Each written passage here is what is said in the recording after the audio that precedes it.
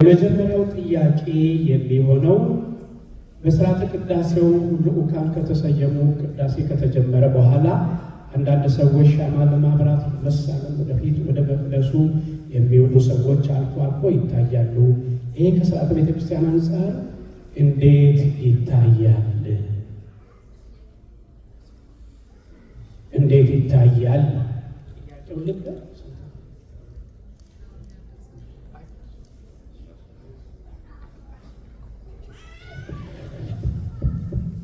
እንደምናመሻችሁ።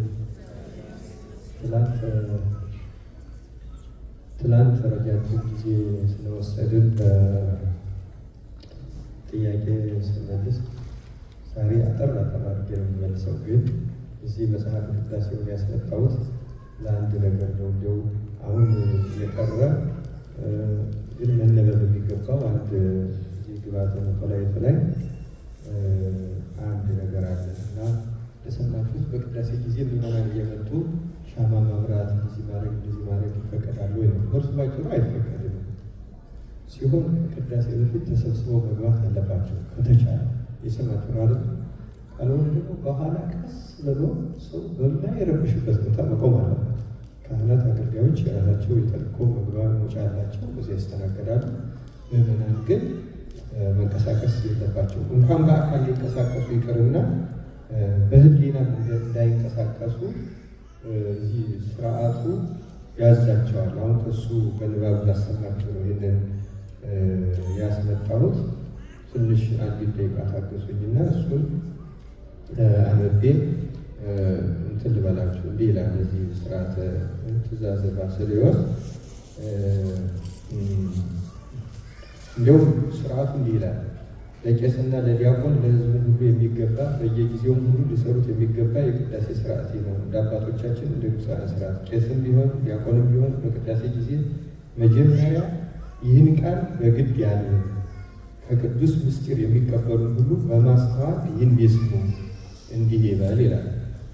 ወንድሜ ሆይ ኃጢአትን እያሰብክ በዚህ ልቡና ኑር። የሰማችሁ አሉ። ኃጢአትን እያሰብክ በዚህ ልቡና ኑር። ይቅርታን ታገኝ ዘንድ ስርየትን ለምን። ስለ አንተም ስለ እነሱም ንጹሕ የሚሆን መስዋዕቱን በሚያቀርቡበትና በሚያሳርጉበት ጊዜ ከቤተ ክርስቲያን ሳትወጣ ስለ አንተ የሚያቀርብና የሚጸልይ ካህኑን አትተወው። ከሚያስወጡት ካልተጠመቀው ጋር አብረህ እንዳትሄድ በቤተ ክርስቲያን ኑር እንጂ የካህኑን ቃሉን አድምጥ። ስለ አንተ ስለ ኃጥአን ሁሉ የሚለምነው ስርየት ስማው፣ አምላካቸው ይቅር ይላቸው ዘንድ። አንተ ሰው ይልና የኃጢአትህን ስርየት ልታገኝ ከወደድክ ከቤተ ክርስቲያን ለምን ትወጣለህ? ሌላው አንገቱን ዝቅ አድርጎ ስለ አንተ ምሕረትን ይለምናል። አንተ ሲልና ለምን ስራ ፈት ትሆናለህ? በዚህ ጊዜ ይላል አድምጦ ነው ይችላ ተተለቋል። በልቡና ከአንዱ ሀገር ወደ አንዱ ሀገር ትመላለሳለህ። መራዊ ሰማያዊ በሚሆን በክርስቶስ ማኅተም የታተምክ ስትሆን፣ ነገር ግን ቤተክርስቲያን ወደ ውጭ ታወጣሃለች። ለዘላለሙ ወደ እርሷ እንዳትገባ ደጆቿን ትዘጋባሃለች፣ ባዕድ በመካከሏ አይገኝምና ይላል። አሁን ወደ ላይ ያለውን ልትወውና እቺ ሁለቷን ብቻ ትንሽ ትጨምርባት። አንድ ሰው በቅዳሴ ጊዜ እንኳን በእግሩ በልቡ መንቀሳቀስ አይችልም። እየሰማችሁ ነው አይደል? ልብህን ከአንድ ቦታ ወደ አንድ ቦታ ለምን ታሽከረክረዋለህ ይልና ጉዳቱ ሲናገር ደግሞ ቤተክርስቲያን ወደ ውጭ ታወጣለች ይላል። ቤተክርስቲያን የምትባለው በቅዳሴ ጊዜ በሰራኤው ቄስ በኩል ሊቀ ካህናት ኢየሱስ ክርስቶስ ይሰየማል። ራሱ ጌታ ነው። ቅዳሴ ወደሚመራው ራሱ ጌታ ነው። ይህን ልታሙ ክርስቲያኖች እመቤታችን አለች። ሰላም ለኪ ሲባል መልክአ ቁርባን ሲባል ትሰማላችሁ አይደለም? አለች። ከዚያ ጻድቃን ሰማዕታት መላእክት አሉ። ሰራዊቱ መላእክት ይቆሙ ቅድሜሁ ለመድኃኔዓለም የምንለው ለዚህ አለ። መላእክት አሉ። ከዚያ ከተነሳ ኃጥአን መካከል ቀጥ ብሎ ቆሞ ልቡናው የተስተካከለው መንፈስ ቅዱስ ወደዚህች ቅድስት ቤተክርስቲያን ይጨምራል። በህብረት በመንፈስ ቅዱስ አሁን በኋላ ሀበነ ንበር በዚያ ከመንፈስ ቅዱስ የምንለው ከዚህ ከቅዱሳን ጋር አንድ መሆንን በመንፈስ ቅዱስ ትጠልም ነው። ምክንያቱም ይህን ማድረግ የሚችለው ማለት መንፈስ ቅዱስ ልቡን የሚያንቀሳቀሰውን እንኳን እግሩን ልቡን የሚያንቀሳቀሰውን ግን መንፈስ ቅዱስ አውጥቶ ይጥላል። ከበረከቱ ይለየዋል። ከቤተክርስቲያን ልጆቿን ትዘጋባለች ለዘላለም ነው። ክርስቲያኖች አስተውሉ። በቅዳሴ ጊዜ ነቅቶ ተግቶ እንደው ምታዩት እንኳን የሚረብሻችሁ ነገር ካለ አይናችሁን ትጨፍኑ ይጠቅማችኋል። አይናችሁን ጨፍናችሁ ልቡናችሁ ብቻ የካህኑ ቃል እያደመጠ ልክ ጌታ እንደቆመ በዓይነ ሕሊናችሁ እያያችሁ መንፈስ ቅዱስ መላእክት አሉ፣ እመቤታችን አለች፣ ጻድቃን አሉ፣ ሰማዕታት አሉ፣ ጊዮርጊስ አለ፣ ገላውዴዎስ አለ፣ ፊቅጦር አለ፣ ቴዎድሮስ አለ፣ መርቆሬዎስ አለ፣ አባ እንጦንስ አለ፣ አባ መቃርስ አለ፣ ምናምን አለ። እነዚህ ሁሉ አሉ። አባ ብንያም የሚባል ፓትርያርክ መንበሩን ራሱ ሲባርክ አይቶታል። አባ መቃርስ መጀመሪያ የጌታ ልጅ ነው ያለ። ልክ ብፁዕ ስለሆነ ተጠንቅቆ ሲያደርግ መንበሩ በቢሮ ሊቀባ ሲል የጌታ እጅ ቀድሞ ሲቀባ ታየው። ደንግጦ መሬት ላይ ስግድ በግንባሩ ተደፋ። ኪሩብ ብድግ አደረገውና አነሳ። ማን እንዳነሳ አላወቅም። ልቡናው ሳተ። ዘወር ሲል ከቦ የሚያስፈራ ሽማግሌ መነኩሴ ጽኑ ዝርቅት ያለ ቁጭ ብሏል። በልቡ ክፍተ ሀገረ ስብከት ቢኖርም እሱ ፓትርያርክ ስለሆነ ይህን ሰው ጳጳስ አድርጌ ሾመው ነበር ሲል ኪሩብ መጣል። ይህ እኮ አንተ የምትሾመው ሰው አለ። ይህ እኮ የፓትርያርኮች የጳጳሳት አባት አባ መቃርስ ነው። ተጠንቅቀን ይህን ስለምትፈጽም ክብሩ ሊገልጽ ወዶ ነው የተገለጠልን። ለልጆች በሙሉ ነገራቸው በስርዓቱ ተጠንቅቀው እንዲወጡ እንዲገቡ ይህም ያደርጉ እስከ መጨረሻው ብሔር አይለያቸው አለው ይላል። የሚበሉት እንደዚህ አይነት ክርስቲያን በቅዳሴ ጊዜ እግርን አይደለም ልብን ማንቀሳቀስ አይቻልም። ሰምታችኋል አይደለም? እና እንግዲህ የሚንቀሳቀሱ ሰዎች አሁን ላይ መጡ ይችላሉ። ለነገሩ አሁን ላይ መጡ ይችላሉ። ችግሩ እሱ ነው። ግን ስርዓት እዚያ መለጠፍም ይቻላል፣ እንትን ማስታወሻ መስጠትም ይቻላል። ይህን የሻማ ማብሪያ ከውጭ ማድረግም ይቻላል። አንድ ተጨማሪ እዚያው እያበሩ ስዕልም አድርጎ ደግሞ አንዳንድ ሰው ደግሞ እንግዲህ ተምሮ እስኪገባው ድረስ ማስደገጥም ስለማይገባ ግን ደግሞ ከተማሪ ይገባሉ ለመናገር ለራሱ ነው የሚጠቅመው እና በሙሉ ቅዳሴ ያውቃል አይቻልም። እኔ እንደውም አንዳንዶቹ ቤተክርስቲያኖች አሁን በሌሎች በምስራቅ በምን ሁሉ አሁን እየተከታተልኩ በሚዲያ ሳይ እንደውም ገጠመ አንድ ኢንተርቪው አረዘብት የሰባኪ ታቆሙ መሰላችሁ። ምን ሆነ መሰላችሁ? አንድን ፕሮቴስታንት ይከራከረዋል አንድ የኦርቶዶክስ ሰው እና ከዚያ በኋላ ምን አለ?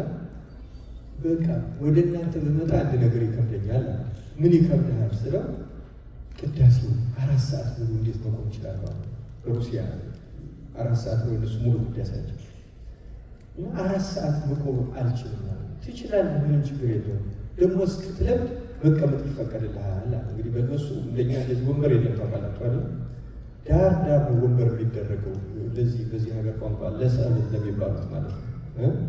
ለሰዕለት ለሆኑት ነው እንጂ ድካም በሽታ ያለበት ነው እንጂ ማንም ሰው መቀመጥ አይፈቀድለትም። በቅዳሴ ጊዜ ወይ መቆም ነው ወይ ወንበር ከቆም ይፈቀድለት እና ወንበር በዚህ መሀል ላይ የለም። እኛም አሁን ግብፅ ጀመረችው ከካቶሊክ አይታ እኛም ከሷ ወሰድነው እንጂ የለም። በኦርቶዶክስ ቤተክርስቲያን አሁን ገሎች ወንበር የሚባል የለም። ቀጥ ብሎ ቅዳሴ ጊዜ ጌታ በቆመበት ማን ይቀመጣል? እና ይሄንን ፈርቶ ነው እንግዲህ እንዴት ሆኜ ወንበር አለ ስንቀመጥ አለ ስንቀመጥ ሰዎች አይቶ ቢናደዱብኝ ይሳል እንዴ አንተን ቃኙማ ያስቀድሱ አይደለም ማለት ነው አለው። መላሽ ይገርምኛል። አይ እንዴት ያዩሃል አንተ የራሱ ያስቀድሳል እየቀጥ ብሎ በሌላ እንደዚህ ነው የሚደረገው። ታውቃላችሁ ተመስጦ ቀጥ ብሎ አሁን እኛ ፈረንጅ ምናምን እንደኛ በጣም ልንገራችሁ በጣም ፈሪሃ እግዚአብሔር በሁሉ አለ ክርስቲያኖች እና እግዚአብሔር መፍራት ማክበር አለበት። ቀጥ ብሎ ማስቀደስ መልመድ አለበት። የደከመው ሰው ካለ በሽታ ያለበት ካለ ማንም እግዚአብሔር የማይቆጣው ሰው የማይቆጣው ቦታ ይዞ ማለት አሁን ደግሞ እኛ ወንበር አለ መቀመጥ በሚያስፈልግበት ጊዜ እንድንቀመጥ ነው እኛም እንጂ በቅዳሴው ጊዜ እንድንቀመጥ እንኳን አይደለም። መቼም ታውቃላችሁ አይደለም? እንደዚህ ትምህርቱ እነዚሁ ስለሚሰጥ ያለመቀመጥ ነውና በቅዳሴ ጊዜ ውርውር ማለት ልጆቻችሁ ሁሉ አሁን እንደዚህ ውርውር የሚሉትን እንዳይሉ ማስለመድ አለባቸው። ታውቃላችሁ አሁን የፈረንጆች ልጆች አይሉ አንዳንድ የጤና ችግር ያለባቸው ምንም ችግር የለም። ማንኛችንም መታገስ አለብን። ግልጽ ነው ማለት ሌሎቹን ከካስለ በተለይ ከማምጣታችሁ እዚህ ሲመጡ ቁጭ በል ብያለሁ ቁጭ ብዬሻለሁ ብሎ እዚህ መጣላት አለ። ህብየት ነው። ቅዳሴ እንሄዳለን፣ ትቀመጣለህ፣ ትቀመጫለሽ፣ እዚህ ታደርጋለህ፣ ስንወጣ እንደዚህ አደርግልሃለሁ፣ እንደዚህ አደርግልሻለሁ። ልጆች አሉ መምጣታቸው ጠቃሚ ነው። የሚማሩት አለመንቀሳቀስ ነው። ብዙ ወላጆች ልጆቻቸውን እንዳይንቀሳቀሱ አድርገው ስርዓት አስይዘው ያሳድጓቸዋል። እና እኛ ደግሞ አንድ ሰው ደግሞ ድንገት ደንግጦታው ሲለው ደግሞ የሚቆጣ ወላጅ አለ። መቼም ለልጁ ቶሎ ነው እንጂ እንደዚህ አይባልም። ግን እንቅስቃሴ ጨርሶ አይቻልም። እንዲያውም ቅዳሴ ማርያም ትርጓሜ ላይ ህፃናት እንደዚህ እየተጫወቱ ተቀሰፉ የሚል ታሪክ አለ። ራሱ ታውቃላችሁ አይደል? ይህ ቀውስጦስ መልአክን ሲጠርቅ ወስዱት ስምኪ በኀበ እግዚአብሔር የሚለውን ሲተረጉም ቅዳሴ ማርያም ላይ ስምሽ ለማማለድ የሰለጠነ ነው የሚለው መልአኩ ሲቀስፍ ዮጵሰት ተብሎ ሲቀስፍ አንድ መልከኛ ሕፃን አይቶ ራርቶለት መልአኩ እግዚአብሔር ኃይል ነሳው ይላል። ቆስቆስ ይባላል። በኋላ እመቤታችን አማልዳ ኃይል አሰጠችው። ቅዳሴ ማርያም ትርጓሜ ላይ ይሄ አለ፣ ይታጠታል። ትልቁ ነገር ምንድነው? ለልጆች እንኳን አይፈቀድም። እኛ ቅዳሴ ለማስለመድ ተብሎ በዚህ በውጭ ሀገር ብዙ ቀድሞ የወጣው በፖለቲካው በሙሉ የወጣ ስለነበረ የሚሰበሰበው ብዙ ሰው እንደ ኮሚኒቲም ጭምር ስለነበረ ለማስለመድ ብዙ ድካም ተደግሟል። አሁን ግን ይበቃዋል። አሁን ስርዓት ማስከበር፣ መንገድ ማስተማር። ምክንያቱም እነሱም ስለሆነ የሚጠቅመው እኛን አይደለም እኮ ይጎዳል። ማለት ካህኑ ይጎዳዋል፣ ካላስተካከለ ይጎዳዋል። አሁን የሚነጋገሩትን ዝም በሉ ያላለው በወሬ እንኳን ካህኑ ነው መጀመሪያ የሚቀጠለው ሆኖ በማውራት በመነጋገር ግን ዝም በሉ ያላለ ራሱ ይቀጣል፣ ይቀጠዋል፣ እግዚአብሔር ይቀጠዋል። ለዚህ ሀገር ልጆች ዲያቆናት ሁሉ ማስለመዳችን ያሳዝነኛል። በእውነቱ እዚህ ሀገር ሲመጣ ሆኖ ወደ ለምደዋል። እነሱ በሙሉ ዋጋ ገብተው የሚያሳዝን ነገር ነው፣ የሚያሳዝን ደዌ ነው። እግዚአብሔር ነግሮ ይጣልና እናመሰግናለን። ቃልዎት ያሰማልን። ሁለተኛው ጥያቄ መጽሐፍ ቅዱስ ለሰዎች በማያሻማ መልኩ ለምን አልተጻፈም? ሰዎች ሃይማኖታቸውን ጥርጥር ውስጥ የሚከቱ አገላለጾች ወይንም ትርጓሜ እንዳያስፈልጋቸው ሆኖ ለምን አልተጻፈም የሚል ነው። መጽሐፍ ቅዱስ የሚያሻማው ነው አልተጻፈም። የሰው የልቡናው ዓይን ስለታወረ ነው። ዓይነ ስውር ስለማያየት ፀሐይ አትወጣም እንደማይለው እኛ ስለማይገባ የሚገባ የሚረዳ አይደለም አይባልም። ዓይነ ልቡናው ሰው በነገራችን ላይ ከኃጢአት ሲላቀቅ አንዱ የሚሰጠው ጌታም ይላሉ መጽሐፍትን እንዲረዱ የልቡናቸውን ከፍተላቸው ይላል። አሁን እኛ ስላጨለም ነው እኛ ጋር ነው የጨለመው እንጂ መጽሐፍቱ ጋር ነው። ልክ የእኛ ሲከፈት ምንም ችግር የለም እንዲገር ግን እኛ ርቀን አልመጣም። ለምሳሌ ሌላ ቀላል ነገር ነው። አንድ ሰው በአቋም እየተማረ ካላደገ ደርሶ ካልኩለት ሲሳብ ስራ ብሉት ይሰራል አይሰራም ማለት ነው። ወይም ፊዚክስና ተረዳ ብሉት ጽሁፉ የማይረዳ ስለሆነ አለ እሱ በዚያ ዝግጅት ስላላደገ ተመልከቱ። እኛም በዚህ ዝግጅት ስላላደግን ርቀን ስለኖረ ነው መጽሐፍ ስለማይረዳ መጽሐፍ እንዲያውም መንፈስ ቅዱስ በሰውኛ ቋንቋ ለሰው እንዲያውም እኮ የእግዚአብሔርን ሀሳብ የሰው አይምሮ ሊከተው ሊረዳው አይችልም። በእኛ ቋንቋ ከመጽሐፍ በላይ እግዚአብሔር እንዴት አድርጎ ያቀልልን? እንዴት ማቆል ያቀልልን ናቸው። ወደ ምስጢሩ ለመሄድ የእኛ ልቡና ነው የተዘጋው እና ችግሩ የመጽሐፍ አለ ችግሩ የማንም የእኛ ነው። እግዚአብሔር አይነ ልቡናችንን ይክፈትልን። ልዳያን ልቧን ከፈተላ ልብ የከፈተው የሚል መዝሙር አለና አለ የለም። ለምን ስለጨለመ ነው አይልም። እናንተ እኮ ብርሃናችሁ በሰፊት ብርሃን ነው። ያ እኮ አይነ ልቡና አይነ ነፍስ። አሁን የኛ አይነ ስጋችን ያያል፣ አይነ ነፍሳችን ልታውቀዋል። ማነሳው ኃጢአት ያሳያል። ኃጢአትን ስናነሳ ይገርማቸዋል። አንድ ሰው ቁጭ ብሎ መጽሐፍት መረዳት ይሰጠዋል። ዝም ብሎ ሲሰማቸው ግን ይጎሃሉታል። እንደውም እንደ ስም ያጠጡታል። እየተደነቀ እየጣፈጠው ከአንዱ ቃል ወደ አንዱ ቃል መሸጋገር ሁሉ ይከብደዋል። ችግሩ የኛ ነው። እግዚአብሔር በኃጢአት የተዘጋ ልቡናችንን ያበራለን። እሺ፣ እናመሰግናለን። በሶስተኛ ደረጃ በጸሎት ጊዜ ወይም በቅዳሴ በቤት በውጭም የማልፈልገው ሀሳብ አእምሮዬን ይሞግተኛል፣ ማድረግ የማልፈልገውን ያሳስበኛል። እንዴት ይሄ ጉዳይ እንዴት ይወገድልኛል? በጣም ጥሩ ነው። ይሄ በገዳምም በተጋሩ ላሉት የማይቀር ነው። መጀመሪያ ግን ምንድነው በተለይ መጥፎ ሀሳብ ሲመጣ ጸሎቱን ላይ ያለ አንድ ሰው አቆሞ ጸሎቱን አናጥሮ ሁር ምን የሰይጣን ጌታ ሰይጣን ጴጥሮስ አንተ ሰይጣን ከኔ ወግድ ያለውን ቃል ያ ሀሳብ የኔ አይደለም። ሰይጣን በነገራችን ላይ ሀሳብ ያስገባል። ዛሬ እንዲሁም ትምህርታችን ይሄ ማለት ነው። እያመጣ ሀሳብ የሚደራረብን ሰይጣን ስራ ሀሳብ ማምጣት በመጣ ጊዜ ይህን ማድረግ ነው። ግን በጣም ብዙ ሂደቶች ያስፈልጉታል። ራሱ ሰፊ ትምህርት አለ። ለምንድነው ሰፊ ትምህርት የምንለው? ሀሳብ የሚመጣብን እኛ ራሱ በዓለም ውስጥ ተዘፍቀን መጀመሪያ አእምሯችንን በጉዳዮች ላይ እንዳይወሰን ስለምናደርገው በህይወታችን ጉዳዮችን መወሰን፣ ብዙ ሚዲያ አለማየት፣ አለመስማት፣ ብዙ ወሬ አለመስማት፣ ይሄ በቃ አይምሮን የሚያባክን ነገር በሙሉ መቀነስ ቅዱሳት መጽሐፍ ነው። በይሄ ሁሉ ሆኖ ግን ከፈለገው ከዓለም ርቀን ግን ሀሳብ አይቀርም እና ያንን ሀሳብ ማሳለፍ ነው የሚገባል። ልክ እንደነቃቸው ሁርምን የሰይጣን በተለይ አንዳንድ ሀሳብ ክፉ ሀሳብ ሁሉ ያመጣል ሰይጣን ነው። ያኔ ሰይጣን ወይ ከኔ ራቅ። ሌላው ቀርቶ ምን ያመጣል መሰላችሁ? ትህትና የሚመስል አሁን የሚጸማኝ ይሰማኝ ይሆን ይህን ስጸልይ የሚል ሀሳብ ያመጣል አይደለም? አሁን ያቆሙ ሰይጣን እንዳናምን የሚያደርግ የዛ ጊዜ አማጣት ሁሉንም የሰይጣን ከኔ ወግት ጌታዬ ይሰማኛል፣ በጽድቅ አይደለም የሚሰማኝ። እውሩን የዳዊት ልጅ ማረኝ ሲለው ሰምቶታል። የጠሩትን ሁሉ ሰምቷል። የለመኑትን ሁሉ ሰምቷል። እምነታችሁ አዳናችሁ ያለ ይሰማኛል። ሁሉንም ሰይጣን ወይ ከኔ ወግት እያላችሁ በሀሳባችሁ መቃጣል። ይሄንን እስከሚያቆም ድረስ ይሄን እስከ ዕለተ ሞታችን እንዲህ እያለ ነው የምንቀጥለው ክርስቲያኖች። እንዲሁ ደርሳችሁ ልትበቁ ነው ቀስ እያላችሁ ሊሆኑት እግዚአብሔር በእውነቱ ድል እንድንነሳው ሰይጣንን ኃይሉንና ጸጋውን ያደለ ማሳጣት ትላል። አሁንም ጊዜ ስላልረዘምኩ ነው ባጭሩ ብናል እንጂ እያንዳንዱ ትልልቅ ትምህርት ነው የምትጠይቁት እያለ። እሺ እናመሰግናለን መምህር። ሌላው ጥያቄ የተጠየቀው አንድ ሴት በወር አበባ ላይ እያለች ለምን ያህል ጊዜ ወደ ውስጥ አትገባም? በሰባተኛው ቀን የሚባል አለ ከሆነ ምክንያቱ ምንድን ነው? ከዚህ በስተጀርባ ያለው መጽሐፍ ቅዱሳዊ ወይም ሐዋርያዊ ምክንያት ምንድን ነው የሚል ጥያቄ። ይህ እኮ የተፈጥሮ ነው። በሰባት ቀን መንሳት የሚፈጸመው አይደል? ሴቶቹ አሁን ወንድ ላይ ጠይቀው ሴት ምክንያቱም ሴት ስንት ቀን እንደሚፈጅ ያውቃል። ወንዱ ከሆነ ምን ያደርግልሃል?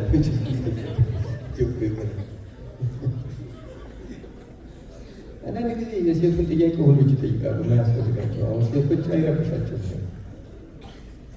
ይሄ ግዳጇ እስከሚያቆም ማለት ያቆማል። በቃ ሲያቆም ነስታ ትመጣለች። ምንም ችግር የለም። አሁን እንዲሁም ሰምታ አንድ ቀን አስቸግሯት የምትጠይቅ ሴት ብሎ አልታየ ብሎ ወንዱ ላይ ሳስበው እንዴት እንደዚህ ይሆናል ነው። እና ብዙ በዚህ አትሟገቱ። የምንጸድቀው በመታዘዝ ነው ክርስቲያኖች። በነገራችን ላይ በምርምር አንጸድቅ። ገብቷችኋል አይደል?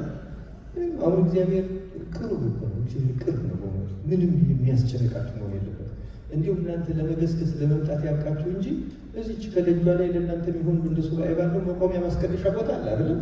ምክንያቱም ይሄ የክርስቶስ ደም ነው የሚነጥንበት። ሌላ ደም አሁን በሰውነት መጠበቅ ያለበት እሱም በመጠበቂያ ሆኖ እዚህ አይገባም። እዚህ የሚገባው የክርስቶስ ደም ገብቷችኋል አይደል? ሴቶች ብቻ የሚከለከሉት ወንዶች ይሄ ደም የቀላቀለ ቁስል ያለው መግባት አይችልም። እዚህ ንፍጥ የሚዝረከረክ አሁን ይሄ ፈሳሽ ንፍጥ ያለ መግባት አይችልም። እዚህ ሌላ ፈሳሽ መግባት አይችልም። ለሴቶች ብቻ አይደለም ለወንዶቹ ጭምር ነው። ግን ይሄ የሆኑ የሴቶች ነው የወንዶች ስላልሆነ በሴቶች ተነገረ እንጂ ምንም ደም እዚህ አይጠራም። ይሄ የክርስቶስ ደም ምስጢሩ ነው። ሌላ ነገር ክርስቶስን ስለምናመልከው ስለምንወደው ስለምንገዛለን ይችም የእሱ የደሙ መንጠቢያ የሚያስተሰርይ ደም ነው እንጂ ከዚህ የሚፈሰው ሌላ ደም እዚህ ውስጥ መፍሰስ ስለሌለበት ነው። ግልጽ ነው ሀሳቡ።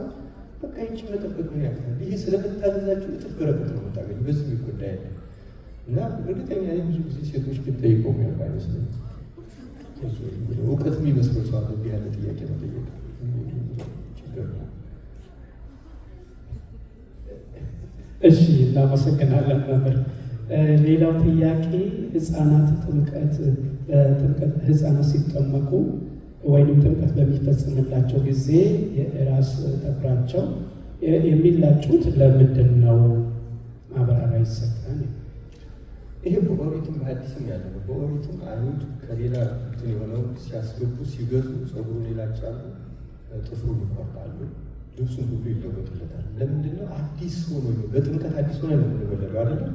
አዲስ ፍጥረት የመሆን ምልክት ነው። ሌላው ቀርቶ በቤተ ክርስቲያናችን የማይቋረጡ ነገሮች አሉ። ልክ እንደዚህ ለምሳሌ አንድ ሰው ወደ መንኩስና ቢገባ እንደዚህ ስም ሁሉ ይቀየራል። ለምንድነው ስም የሚቀየረው ካላችሁ አዲስ ሰው ስለሚሆን ለዓለም ስለሞተ ከመነኮሰ ከዚያ ተላት የሚታወቅ ስሙ አይጠራም፣ ሌላ ሰው ነው ማለት ነው። አሁንም ስለ ክርስትና ሲሰጠው ይህን ሲላጭ በመንፈስ ቅዱስ የስጋ የመሆኑ ቆርጦ ይመጣል ምልክት ነው። ይህን ነጥፍር ነጸጉር በቀላሉ ተቆርጦ የሚተኩ ስለሆነ ይህን የዓለም ትርፉን ነገር ቆርጦ ይመጣል ምልክት ነው። ሲምቦሊክ ነው ፐርፐሱ እና የዓለምን ፍላጎት የመተው የመካድ ምሳሌ ነው። አሁን እኛ ጋር የሚጠመቁት ህፃናት ስለሆኑ ነው እንጂ ይሄ በእውነቱ በአብይነት የሚሰራው አድገው የሚጠመቁ ይሄ ከአሕዛብ ለሚመጡት ያን የመካድ የነበሩበትን ጣዖት አምልኮ ኃጢአቱ ምኑን የመካድና የመተው ከዚያ ጋር የመፋታት እና አዲስ ሆኖ የመወለድ ምልክት ስለሆነ ነው ባጭሩ። ይህም ጥቅሶችም አሉት ትርጓሜም አለ ምስጢርም አለ እና አዲስ ሆኖ መወለድ ነው። እኛም አሁን እንደዛ ነው። በነገራችን ላይ አሁን ቢሆን ሰውነት ይላል ለምሳሌ ቅዱስ ጳውሎስ አስወግዱ ይላል። ምልክት ነው። የዛ አሮጌው ሰውነት እርግጥ ይሄ ሰው ስጋችን ማለት አይደለም። ለምልክት ጥፍርና ፀጉር ይቆረጣል እንጂ በልቡና ያለ የድሮ አስተሳሰብ፣ የኃጢአትን አስተሳሰብ፣ የክፋቱን የማስወገድ ምልክት ነው። እጅግ በጣም እናመሰግናለን። ምናልባት አንድ ሁለት ጥያቄ ብቻ ነው የሚኖረን። አንድ ጥያቄ ምን ያህል በቤተ ክርስቲያን ስርዓት ምንድነው ሲጀምር በዚህ አገር ማቀውና ማየው ነገር ግራ ገብቶኛል። በቤተ ክርስቲያን ስርዓት የካህናት አባቶችና የምእመናን ግንኙነት ምን መምሰል አለበት? በመደማመጥ በተለይ በመከባበርና በመደማመጥ እና ስንለው መኖር ነው አይደለም። አዲስ ነገር የለውም። ልክ ነው። ትላንትናም እንደው አንስቼ ነበረ በዚህ አገልግሎት ጥያቄና መልሱ ላይ ካህን ነው፣ የእግዚአብሔር ወኪል ነው። አይንተ እግዚአብሔር ነው የምንላቸው የእግዚአብሔር አይኖች ናቸው። ካህኑን መሆን ያለበትን ካህን መሆን አለበት። ከዚያ በኋላ ግን ምዕመናን ቃሉ እሺ ብቻ ማለት አለባቸው። አሁን በሌሎች ካህን ለምሳሌ ይህን አድርገው ካለ ያ እንደ ግዝት የሚቆጠረው የቃሉ ነው። ለምሳሌ ይህን አንሳው ካለ ባያነሳው የካህኑ ቃል ስላቀለለ ክርስቶስ ያቀለዋል። ያን ሰው አይቀበለው። እየሰማችሁ ማለት ነው። ካህንን የሚናገረው ወጥኖ መናገር አለበት። ምክንያቱም የካህን ቃል የእግዚአብሔር ቃል እንጂ ዝም ብሎ ካህን ስለሆንኩ ደግሞ ምልህን ሁሉ ስማኝ ማለትም አይችልም። ደግሞ ፍላጎቱን ዝም ብሎ አመፃውን ሁሉ ማለት አይችልም። ካህን ሆኖ የክህነት ካህንን ካህን የሚያሰኘው ቃል ግን በጥንቃቄ ማውጣት አለበት። ስለሚናገሩ ቃል መጠንቀቅ አለበት። እውነቱን ለመናገር በክህነት በቃል በቤተ እግዚአብሔር ያለ ሰው ስለሚናገሩ ስለ እያንዳንዱ መጠንቀቅ ግዴታ ነው። ከዚያ ውጭ ግን ምዕመናን ያንን ሳያስተካክሩ መፈጸም ምንም የአማኞች ግዴታ ወዲያ ወዲህ የለውም እና እዚህም መሄድ አልፈልግም እንጂ ሰፊ በሕይወታችን የምናውቀው ነው። ካህናትን ካላደመጥን እኮ እንዲሁም አሁን ማቴዎስ 7 ትርጓሜው ላይ ቃሌን ሰምቶ የሚያደርገው ሰው ቢኖር ቤቱን በዓለት ላይ የሰራ ብል ሰውን ይመስላል ይላል አይደል?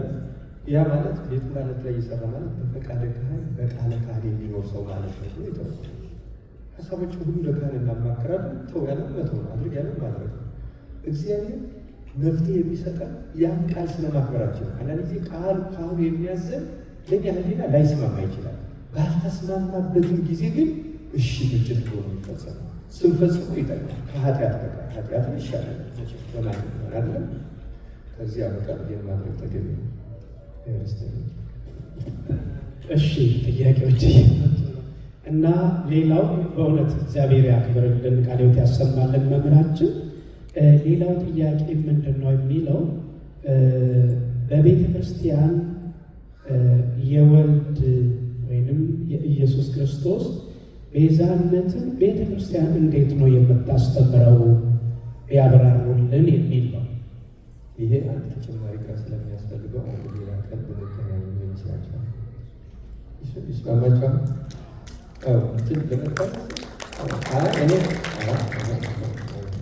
የጥያቄውን ክብደትና ስፋት መናገር ነው። አሁን የጉባኤ ቀጠሮ እየያዝ አይደለም። አሁን ሳስበው ለካ እናንተ ፈጣኖች ናቸው።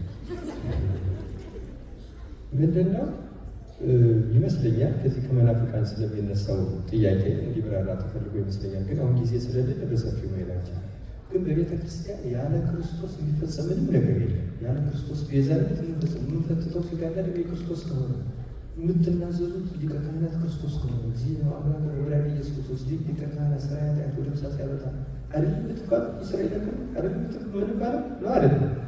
ከክርስቶስ ውጭ ቤዛ አለኛ ቤተ ክርስቲያኖች እርግጠኞች ናቸው። ከክርስቶስ ውጭ ቤዛ የለም። በጸጋ ቤዛነት ያገኙ ብዙ አካላት ከመቤታችን ጀምሮ እርግጥ እመቤታችን ከሌሎቹ ይለያል። ለምን? ለእሱ ሰው መሆን ለዓለም ለፍጥረቱ ቤዛ የሆነች እመቤታችን ስለሆነች ማለት ነው። ከዚያ ውጭ ግን ኃጢአትን አስተስርዮ አዳምን ወደ ቀደመ ክብሩ የመለሰ ከክርስቶስ በቀር ሌላ ቤዛ የለም የለም። የተረጋገጠ ወንጌል ነው፣ ቅዳሴ ነው፣ መስዋዕት ነው፣ ማንኛውም ይሄ መልክ ዚቅ ነግሳለበት ብንጸነጽን ሊቀ ካህናቱ ኢየሱስ ክርስቶስ ነው። ምንም ከዚህ ውጭ ነገር የለም እውነት እና ብዙ ትምህርት ትሰማላችሁ በእውነቱ ሊሆኖች ብዙ አይቀር ተብሎ ነው እንጂ ከዚህ በላይ አሁን ማለት ያለብን አይመስለኝም። እግዚአብሔር ምስጢሩ ለሁላችን ይግለጠልን።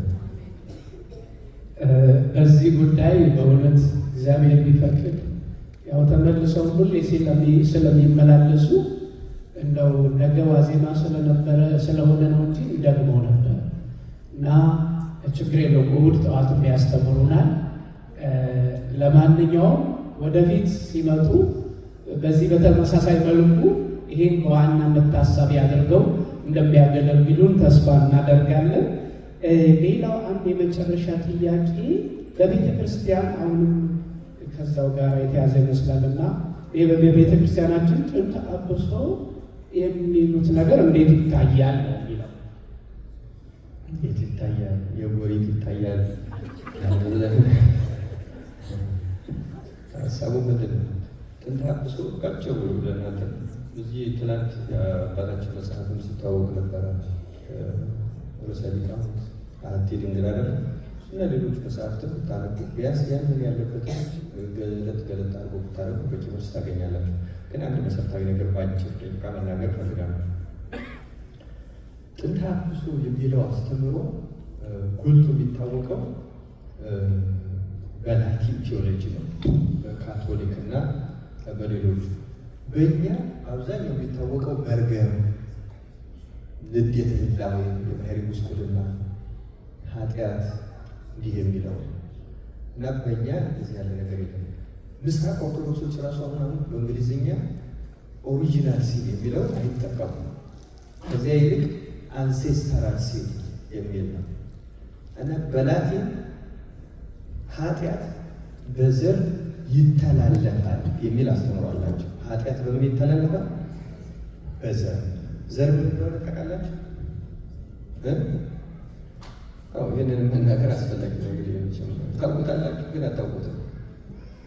ዘር የሚባለው ጽንስ እንዲፈጠር ምክንያት የሆነው በሩካቤ ጊዜ ከወንዱ ወደ ሴቲቱ የሚሄደው ነው ዘር የሚባለው። ስለዚህ ኃጢአት በዘር ይተላለፋል ማለት በዘር ይተላለፋል የሚለው ወንድና ሴት ሩካቤ ሲያደርጉ ከወንዱ ከሚቀዳው ዘር ኃጢአት ወደ ሴቲቱ ይሸጋገራል ማለት ነው።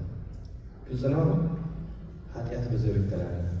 አሁን የምስራቅ አስተምሮ ይሄን አይቀበለውም። ኃጢአት በዘር አይተላለፍም ነው። አሁን እነሱ ኃጢአት በዘር ከተላለፈ እመቤታችን እንዴት ነጻ ትሆናለች የሚሉት ለምንድን ነው? ሐናና ኢያቄም በሩካቤ ከወለዷት በወንድ ዘርና በሴት እንቁላል ከተጸነሰች በዘር በሩካቤ ከተወለደች እንዴት ከዘር ነጻ ልትሆን ትችላለች የሚሉ ጥያቄ የመጣው ይሄ ነው። እኛ ቤተክርስቲያን አስተምሮ ግን ለእመቤታችን ኤክሰፕሽናሊ ሳይሆን ለማንም ሰው ቢሆን ኃጢአት በዘር አይተላለፍም፣ ባዮሎጂካል አይደለም። መሰረታዊ አስተምሮ ነው። ግልጽ ነው አይደለም? የእኛ የሚለው የቀደመ በደል አበሳ ዘትካት ኢትዝክር ብነ አበሳነ ዘትካት ዳዊት ያለው አይደለም? ይኸውም ቅዳሴያችን ላይ አዳፊ ረሱ ላይ ያለ ኢትዝክር ብነ አበሳነ ዘትካት የሚለውን ሲተረጉሙ የእኛ ሊቃውንት ምን ይላሉ? በደል በዘር ይተላለፋሉ የሚሉ አሉና ብሎ እነዚያን አንስቶ ከነዚያ ሲለይ ኢትዝክር ብነ አበሳነ ዘትካት የቀደመውን በደል አታስብብን፣ እነዚህ አባቶቻችን የበደሉትን አለ እንጂ የእነሱ በእኛ ደርሶናል አይልም። ስለዚህ ባጭሩ በጣም ቤዚክ ኮንሰፕቱ ይሄ ቴዎሎጂካል ቤዚክ ኮንሰፕት በኢትዮጵያ ቤተክርስቲያንና በምስራቅ አብያተ ክርስቲያናት ኃጢአት ባዮሎጂካሊ በዘር አይተላለፍም። ለእመቤታችን ብቻ ሳይሆን ለማንም ቢሆን ምን ነው የደረሰው? ንዴተ ህላዌ የባህሪ መጎስቋል። ለዚህ ነው ቡርክት አንቲ ማለት ሲተረጎመው በርገመ ስጋ በርገመ ነፍስ የሌለበት በረከተ ስጋ በረከተ ነፍስ አማልዳ የምታሰብ ነው። እያችሁ ባዮሎጂካሊ ተላላፊ አይደለም። ባዮሎጂካሊ ተላላፊ ስላልሆነ እመቤታችን ከዚህ ተጠብቃለች። ከንዴተ ህላዌ ጠብቋታል። ያው ሊቃውንቱ የተጠቀሰው ይነሳል እና እነዚህ ትልልቅ ሀሳቦች ናቸው። ግልታቸውን ግን ማግኘት አስፈላጊ ነው። የሀሳቦቹ ግልት ማግኘት አስፈላጊ ነው እና የላቲን ቴዎሎጂ የተለየ ነው። እነሱ ከኦግስቲን ነው ያገኘነው ይላሉ። ከእሱ ስለማግኘታቸው እርግጠኛ አይደለም አንዳንድ ጊዜ። ምክንያቱም ወደ ትምህርት ስንሄድ የእኛን ትርጓሜ የዚያ ሊቅ ሀሳብ አድርጎ ራሱ መውሰድ በጣም አደገኛ ነው።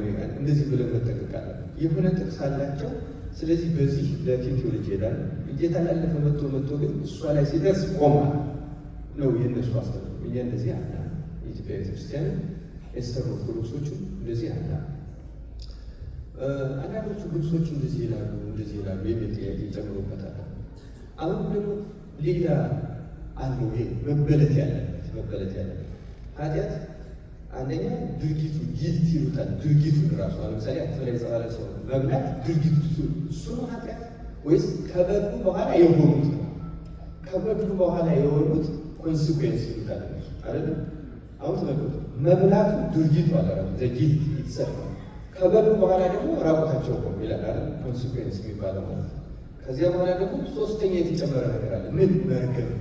እግዚአብሔር መጣና አዳምንም ረገም፣ እባብንም ረገም፣ ሔዋንን ረገም አይደለም። ስለዚህ መርገም ለብቻ ነው፣ ንዴት ውጤቱ ለብቻ ነው፣ ጊልቱ ራሱ ድርጊቱ ለብቻ ነው። እነዚህን ያነሱና ኮንሲኩዌንሱ ለሰው ሁሉ የደረሰ ነው እና ኮንሲኩዌንሱ ለምሳሌ ወደ ምድር መውረድ፣ በዚህ ምድር መኖር፣ እዚህ ዓለም የሆነው ነገር እንደዚህ መሆን፣ መድከም፣ መነሳት፣ ማንቀላፋት፣ የዚህ ሁሉ ኮንሲኩዌንስ ነው። ይሄ ከሆነ እመቤታችንም ስተኛ እንደሰው ትበላ ትኖር ስለነበረ ከዚህ ነፃ ናት ካልን ሰው አይደለችም ማለት ይሆንብናል ለማለት እንደዚህ አይነት ሀሳብ ያነሱ ይኖራሉ። በእኛ ግን እመቤታችን ከነዚህ ከዘር ከሩካቤ ከልማዳት ከዚህ ከብዙ የተጠበቀች ነው። ከዚህ ውጭ ግን ሙሉ ያለምን ያህል እየቀና ያለ ሰው ናት። አሁን ወደ ብዙ ልትወስዱ ነው እንጂ ካቶሊኮች ኃይል አርያማዊት ናት ይላሉ የሚባለው እነሱ አይሉ። በነገራችን ላይ ኃይል አርያማዊት ናት አይሉ ያሰኝባችኋል ለማለት የተባለ ነው። ምክንያቱም በዘር ኃጢአት እንተላለፈ በቤታችን ኃጢአት የለባትም ካላችሁ ከዘር ከቱርካዊ አልተወለደች ማለታችሁ ነው። ካልተወለደች ሰው አይደላችሁ ማለት እያሉ ነው እንጂ እንደምታውቁት ሴንት አን ቸርች በካቶሊክ ያለውን ያህል እንዲሁም ሌላ ቦታ አይደለም የታወቀ ነው። እና ያላሉትን ማለት የለብንም ስለነሱ ያሰኝባችኋል ማለት እና በእነዚህ ጉዳይ ላይ የተለያየ አስተሳሰብ ያላቸዋል። እኛ ይህ ሁሉ መጨነቅ የለብንም። ስንታብሶ በመቤታችን በሰው ዘር የለም። መርገም ወደ ሌሎች የተላለፋል። እመቤታችን መርገም የለባትም። መርገመ ሥጋ መርገመ ነፍስ የሌለብሽ አስተምሯችን ቁልጭ ያለ የንግዱ ሴት አሁን ሶሪያዎችን ቅርብ ጊዜ እንዲሁም አንድ ቪዲዮ እዚህ አሜሪካ ከመጣው እያየው ነበር። ሶሪያዎች አስተምሯቸው እንደኛ ነው ጥርት ያለ እና እመቤታችን በዚህ ነገር አትገኝም። ግድም አድርጋችሁ የጠይቃችሁት ወደዚያ ስለመሰለኝ ነው። እንግዲህ የመጨረሻው ነው አይደለም። እንደዚያ ነው ትንሽ ጊዜ የሚወሰድ አንድ ጥያቄ አለ። ይቅርታ ከእሳቸው ነገራችሁ ነበረ። ቃል ያሰማልን መምህራችን በዚህ ጉዳይ ላይ ትንሽ ደቂቃ እንዲናገሩበት ስለፈለጉ ነው። እዚህ አሜሪካ ነገር ላይ ቅድም በቅዳሴው ላይ በደንብ አድርጎ ማንም ክርስቲያን ቅዳሴ ማስቀደስ እንዳለበት አጥብቀው መልዕክት አስተላልፈዋል። ሕጉን ስርዓቱን በደንብ ነግረውልናል። ግን እዚህ ያለን አሜሪካን ሀገር ያለን ግራጁዌሽን፣ በርዝዴት የተለያየ ድግስ የምንደግስ ሰዎች በብዛት የምንደግሰው ቅዳሜ ማታ ነው። ለምን ውርለታ ከደገሱ ብዙ ሰዎችን በግሌ ሳናግር የሰጡ መልስ ምንድን ነው? አይ ሰኞ እሑድ ሰው ስራ ስለሚገባ ድግስ አይመጣልኝም፣ ሊቀርም ይችላል፣ ወይም ደግሞ መቶም ቶሎ ሊሄድብኝ ይችላል። ስለዚህ በደንብ የሚጫወቱ ቅዳሜ ማታ ነው ማድረግ አለብኝ ይላሉ። ያው በሁሉ ላይ በቅዳሴው ላይ ፈርደው ማለት ነው። እና አሁን እኛ እንኳን ባለፈው የቤተክርስቲያናችንን ጉዳይ አንድ ነገር ለማካሄድ ቤተክርስቲያናችን ፈልገን ህዝቡን ለማግኘት ጾሙ እስከሚወጣ የጠበቀ ነው እስከሚገባ። ምክንያቱም በፍጹም ሰዓት በግማሽ ያህል ሰው ያመጣል ነበረ።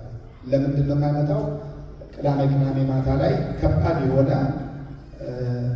ብዙ ሊተረጎም የሚችል ድግሶችን ስለምናደርግ ነው። እና የሚደግሱ ሰዎች ቅዳሜ በማድረጋቸው ምዕመናን ከቤተክርስቲያን እያስቀሩ ስለሆነ እንደው ምናልባት ለእነሱም የሚያስተላልፉት ዕዳም እንደሆነ ሊያስረዱልን ነው። ምናልባት ለምንጠይቀው ሲቢኤስ መልሱን ያው ሰው የተናገሩትን የታወቀ ነገር ነው። ቅዳሜ ቢቻል እንዲያውም ከሰዓት ባንበላ ነው የሚመከረው። ከተቻለ ከምሳ በኋላ ባንበላ እንዲሁ ካልሆነም በ9-10 የመሸበት እስከ 12 ሰዓት ሲሆን ቀለል ያለ ነገር በጊዜ አረፍ ብሎ ግብጾች ቅዳሜ ዋዜማ ነው ታውቃላችሁ፣ ያመሻሉ። ቤተክርስቲያን ነው ያመሻሉ። እስከ 10 ፒኤም ድረስ ቤተክርስቲያን ነው ያመሻሉ። ሌላ ቦታ አያመሹ።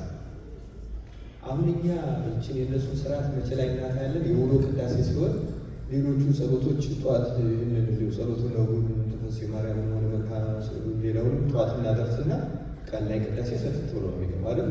ቀጥታ እነሱ ልዛ ነው ያሉት። በዋዜማ ላይ የሚጨርሱና ጠዋት ላይ ሰፍት ብሎ ነው ወደ ቅዳሴ የሚገባው። ምክንያቱም ምዕመናኑ ተጠብቀው ነው የሚያሉት። ማታ በጣም ዝግጅት ነው፣ የቅዳሴ ዝግጅት ነው የሚደረገው። ቅዳሜ ማታ በዋዜማ ነው የሚደረገው።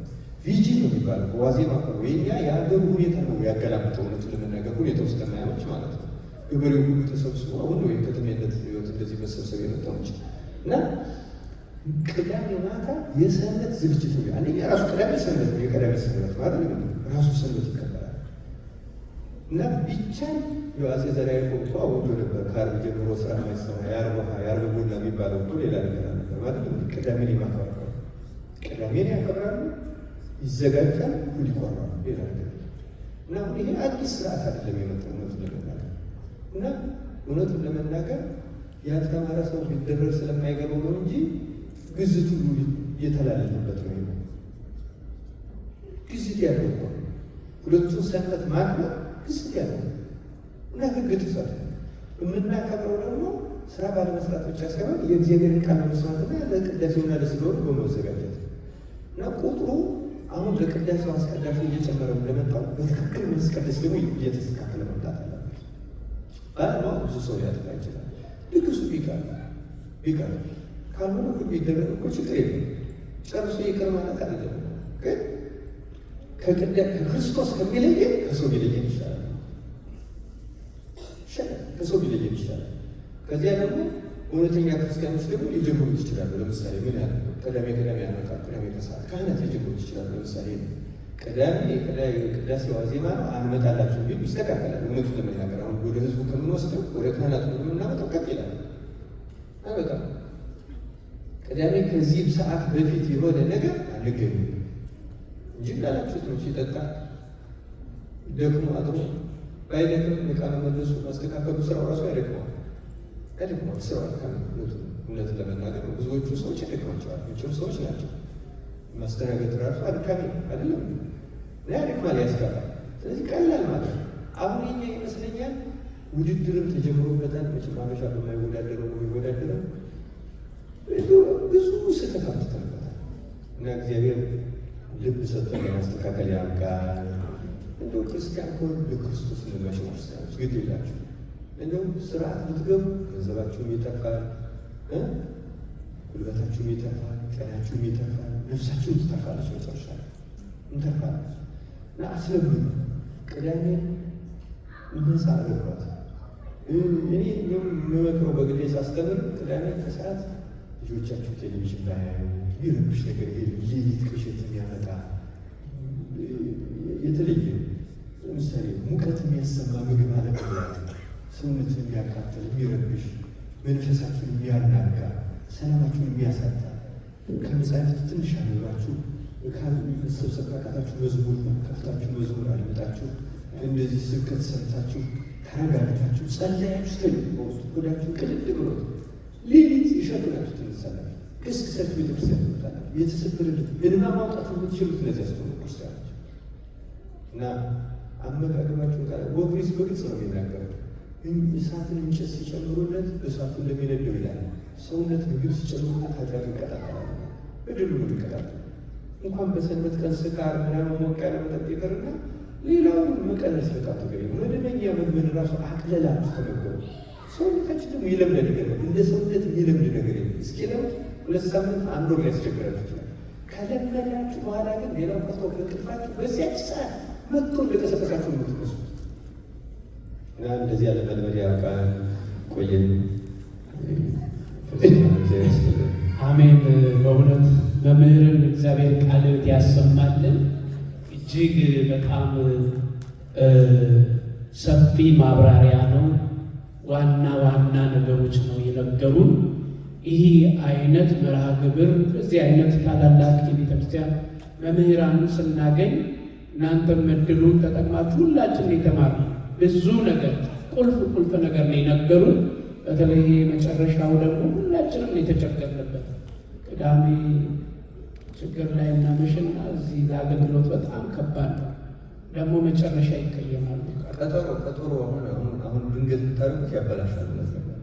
ከከርሞ ጀምሮ ግን አናደርግም። የከርሞ አሁን ዘንድሮ ለከርሞ አዋጅ ማለት ምዕመናን የነገር በምፍራት ከከርሞ ጀምሮ እንደዚህ ካህናቱ ተመካክረን አንደኛ ምዕመናን እያስቀደሳቸው አይደለም፣ ሁለተኛ እንደዚህ ሆነ፣ ሶስተኛ እንደዚህ ሆነ። አሁን አዳራሽ ተከራይቶ ብሎ ሰው ይቀየማል።